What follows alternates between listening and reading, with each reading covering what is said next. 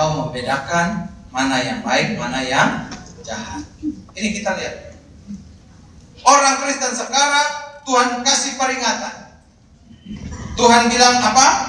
Bahaya ketidakdewasaan rohani. Ternyata saudara tidak dewasa dalam rohani itu juga merupakan bahaya.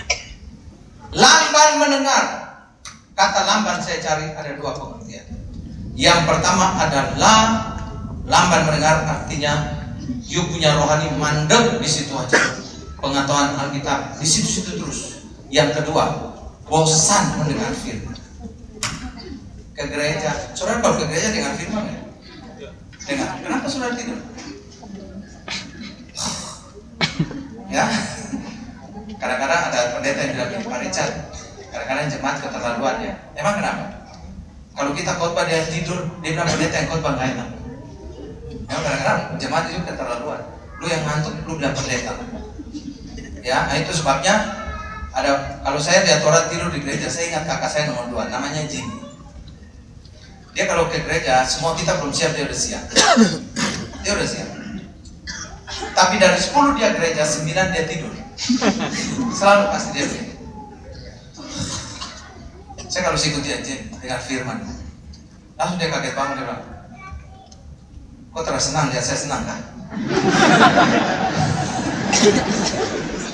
Kok terasa senang dia? Saya senang. Jadi kalau dia tidur dia lagi senang. Jadi kalau saya khotbah saya lihat saudara bilang, kalau saya bangun dia lagi senang.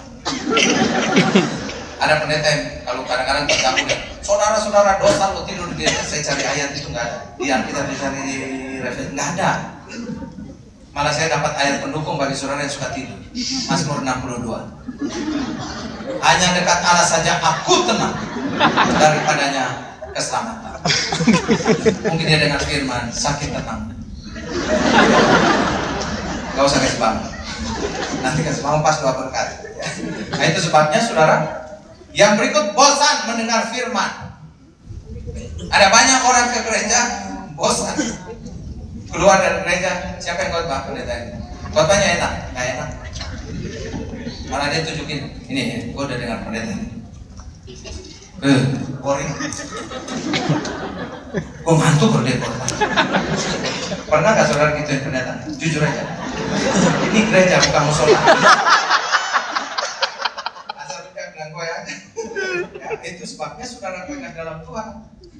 Anda tidak punya kedewasaan rohani. Anda lamban dalam mendengar firman. Bosan, mandek.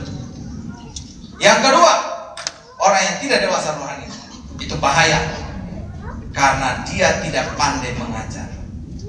Dari sisi usianya, dari sisi waktunya, dia sudah bisa mengajar kepada temannya, kepada keluarganya, kepada orang tentang Tuhan. Kadang-kadang kepada anak sendiri juga dia tidak bisa mengajar tentang benar. Kadang-kadang ada orang tua, kadang-kadang ngajar anak yang gak benar. Dia udah tahu anak di depan, jangan berantem di depan anak, dia berantem. Itu sebabnya saya mau bilang sama suami istri, jangan berantem depan anak. Mau cubit-cubitan di kamar, sambil nyanyi cubit-cubitan di kamar berdua. Ya. Bapak-bapak di sini, jangan pernah maki istrimu di depan anak. Anda tidak pandai mengajar.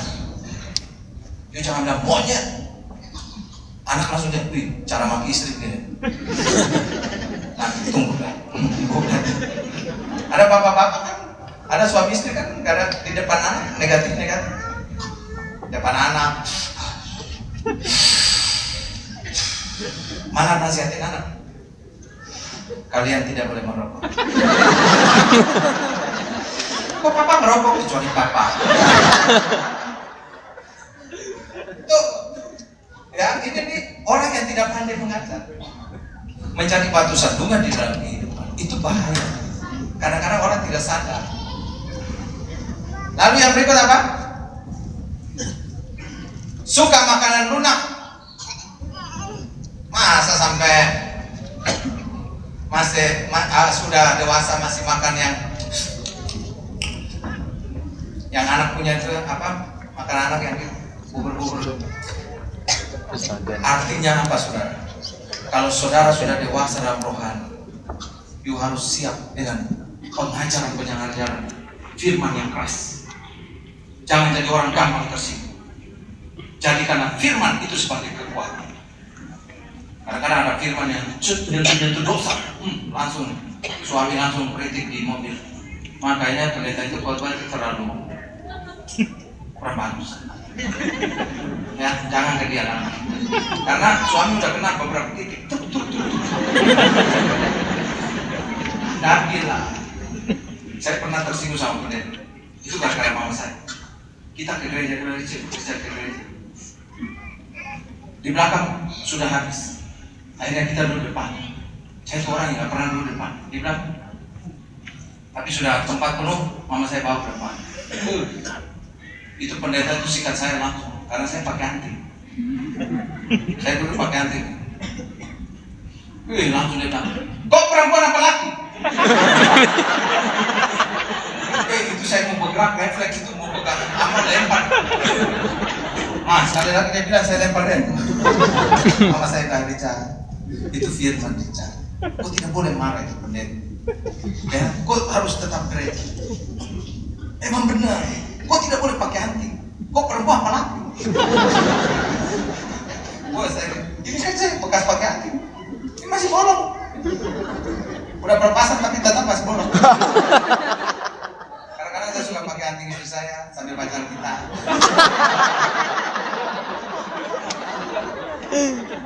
Memang dulu Richard itu nakal. Saya dulu zaman waktu datang aja Stardust masih ada aja. Kita masih main situ karena yang jaga kan Ambon Papua. Datang ya? Ya udah datang, udah di situ. Ya, saya terakhir pergi itu tahun 90 berapa itu? Itu waktu saya khotbah di kaum muda, ya pulang tidur ya, besok gereja. Gue pergi. Tiba-tiba dia naik, shalom kak. Gue dengar katanya di gereja kenapa ada di sini? Itu terakhir. Itu sebabnya saudara pegang dalam Tuhan. Ya kita lihat sini. Bahwa dalam kehidupan kita sebagai anak-anak Tuhan, ya kalau firman itu keras, hadapilah. Jangan gampang tersinggung sama pendeta. SMS saya langsung, Pak Richard itu pendeta itu siapa dia ya? Kok nunjuk-nunjuk orang? Masa nunjuk begini saudara tersinggung? Akhirnya saya kan nggak pernah bikin, saya bikin saudara. Percaya. Ya bahwa dosa mustahil. Ya itu sebabnya saudara. Ada banyak orang yang senang itu makanan yang lembek, yang enak-enak aja. ATM melimpah, dipegang berhasil. Apalagi dia di Alkitab tidak turun tapi naik, garis bawahi stabilo. Apa yang kita pegang diberkati, garis bawahi stabilo. Di mana kamu injak tempat itu Tuhan berikan kepadamu, garis bawahi stabilo.